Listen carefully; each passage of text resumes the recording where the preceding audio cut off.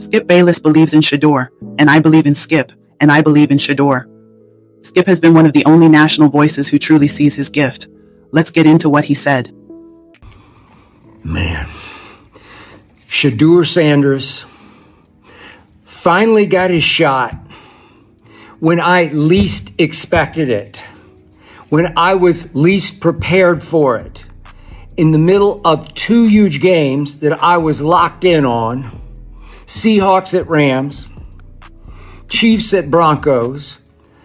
I'm trying to keep a third eye, and I only have two, but I'm trying to keep a third eye on Ravens at Browns, really mostly because of the Ravens, who have suddenly caught fire. I still think they're going to win the North. I still think they're going to be a postseason factor. I think they can win at least one postseason game. And all of a sudden, they're trailing Dillon Gabriel at halftime in Cleveland, 16-10. And I'm trying to keep up with Dillon Gabriel, the ultimate dink and clunker. And he did complete 7 of 10 for a grand total of 68 yards. But the first half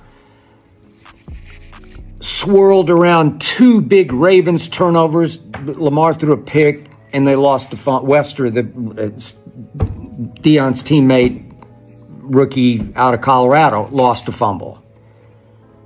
And I'm thinking, come on, Ravens, you got to suck it up. You have to win this one because you've still got 2 games left with Pittsburgh. And I didn't notice a play where I thought Dillon Gabriel got concussed, but suddenly they announce at halftime, coming out of halftime, Dillon Gabriel was concussed. And here came Deion. There was Deion watching. There came Shedeur, finally. But what a rough spot this was. And I'll be upfront with you. I'll be on the record with you. If you just glance at the numbers, 4 of 16 in the second half for Shedeur for a grand total of 47 yards, the haters are going to be out in full throat. They're going to be howling at the moon tonight over, well, he got his chance and he sucked. I'm sure it's all over the internet as we speak. And I can't defend 4 of 16.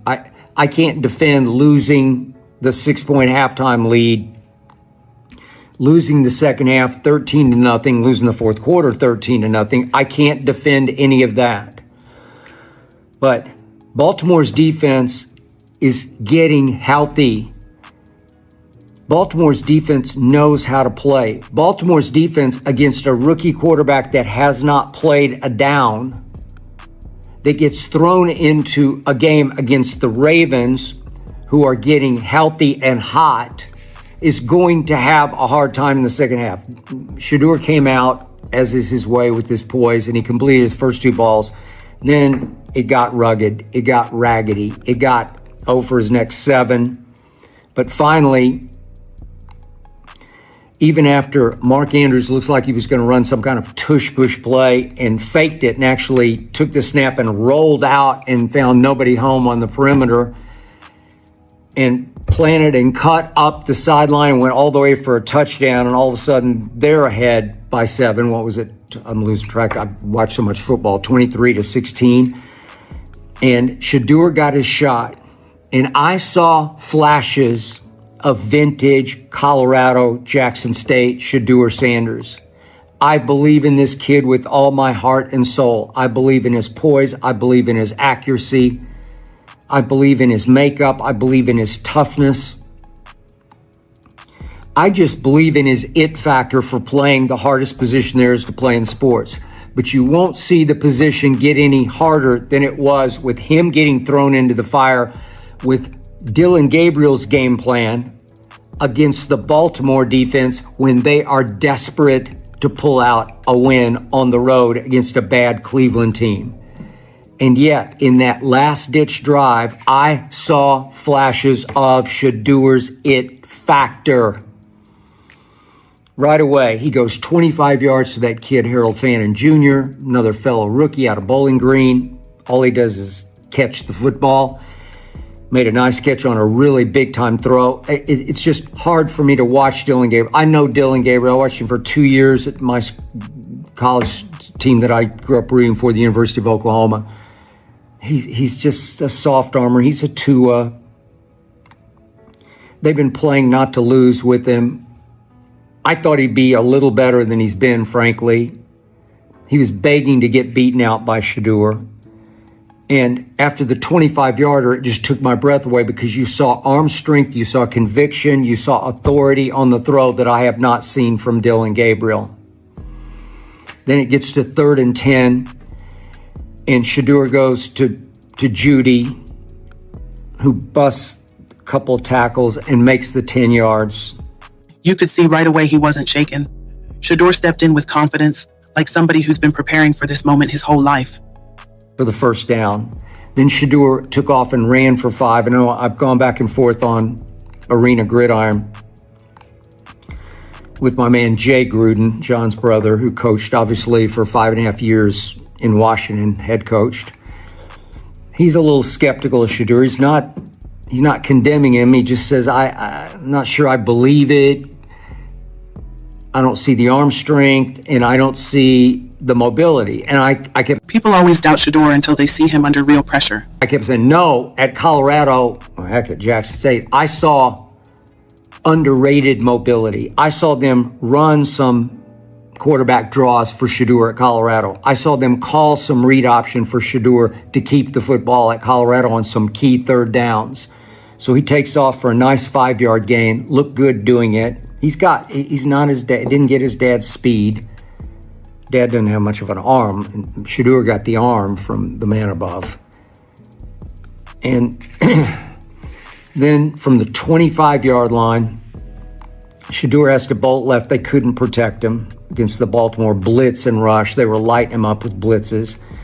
And he escapes left, so he's going the wrong way, having to throw across his body with a rusher looming right in his face. And he had Isaiah Bond cutting across the back of the end zone. This is the first target all day to Bond.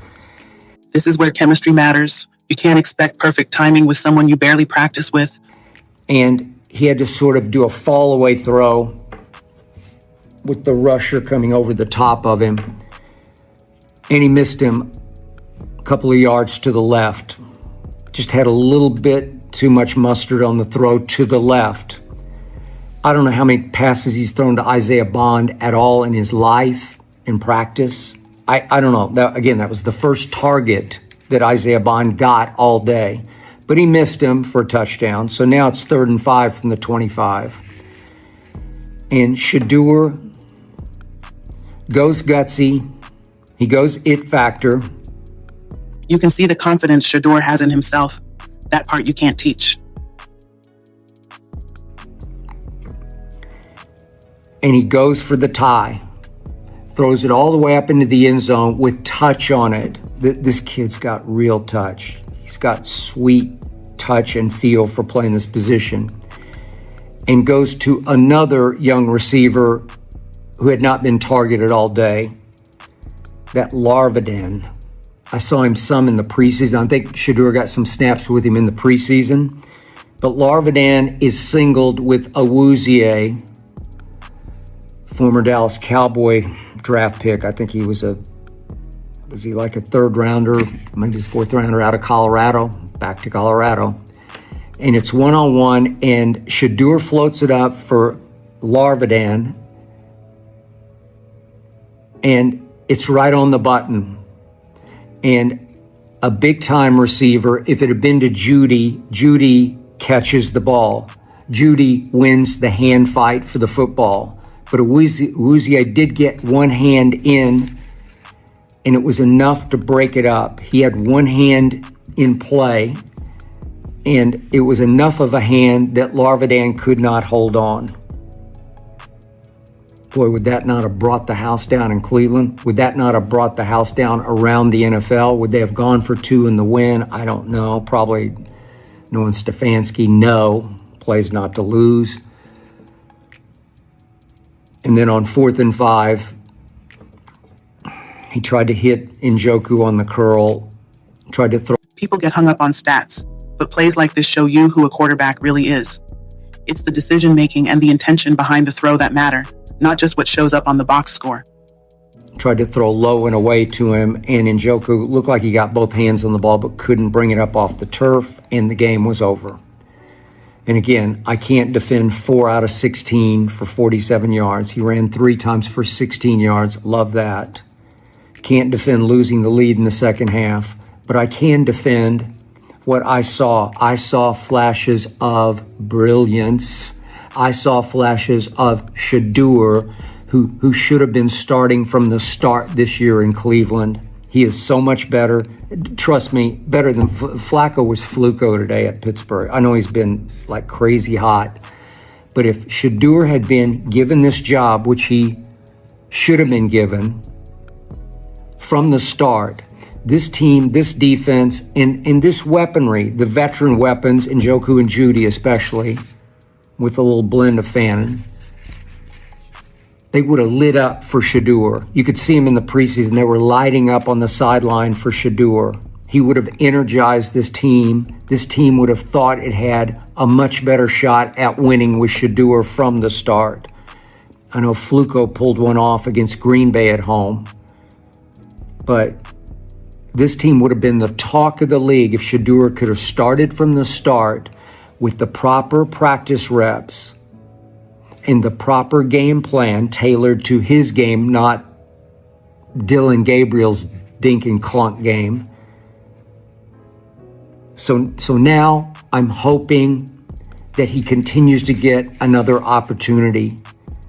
I don't wish injury upon anybody. I don't know if Stefanski will fight back to try to get Dylan Gabriel back in the lineup. I don't know how concussed he is. I don't know what happened. But let's just say Shedeur gets his shot. They're at Las Vegas. Las Vegas has to play, obviously, Monday night against my Cowboys, so they'll have a short week to get ready. If you give Shedeur the proper reps and prep for Las Vegas, he'll go win that game for you because the defense is that good. Obviously, it's a top 5 defense. Myles Garrett was hellacious. Myles Garrett is so much better than Micah Parsons. Trust me. I'll take Myles Garrett any day and any night, any Monday night, over Micah freaking Parsons. But the point is, if Shedeur could just go to Las Vegas and play the way I know he can, let's say Cleveland pulls one out at Las Vegas, could he keep the job? And here's the rest of the schedule. They would then play San Francisco at home, not easy. They get Tennessee at home. It would be Shedeur versus the Cam Ward that he should have been. He should have been Cam going to Tennessee with the first overall pick. I said it before the draft. I'll stand by it. Mel Kiper agreed with me. Mel Kiper knows what he's doing. Mel Kiper is plugged in. Not that he was agreeing with me, but he shared that opinion. Then they had, but again, against Tennessee, could he win that game? Sure he could. Heck, could they shock the 40? Yeah, they could shock with their defense and that running game.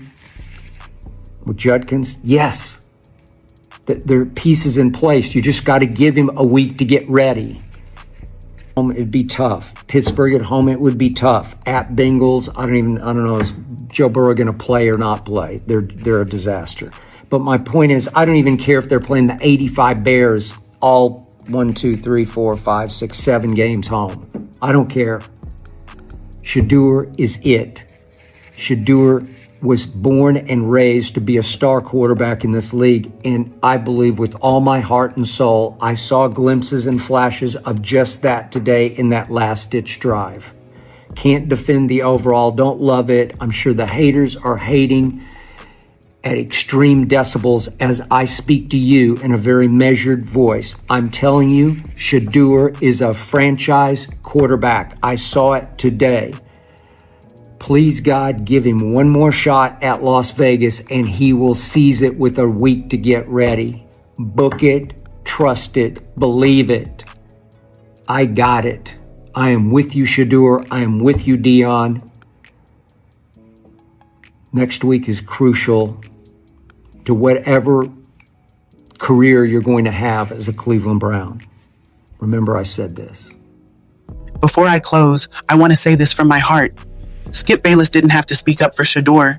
He didn't have to defend him, break down the tape, or put his national voice behind a rookie who hasn't even been given a fair opportunity yet. But he did, and he's been doing it consistently. Skip sees what a lot of people overlook: the calm, the accuracy, the leadership, the preparation, and the God-given gift that's already in Shedeur. He speaks on it boldly, and I respect him for that. So Skip, I give you your flowers today. Thank you for seeing him. Thank you for believing in him. And thank you for saying out loud what so many people are quiet about. As for Shedeur, he just needs the opportunity. And when that moment comes, a lot of people are going to remember who believed first. His story is just getting started. This is the Shedeur effect.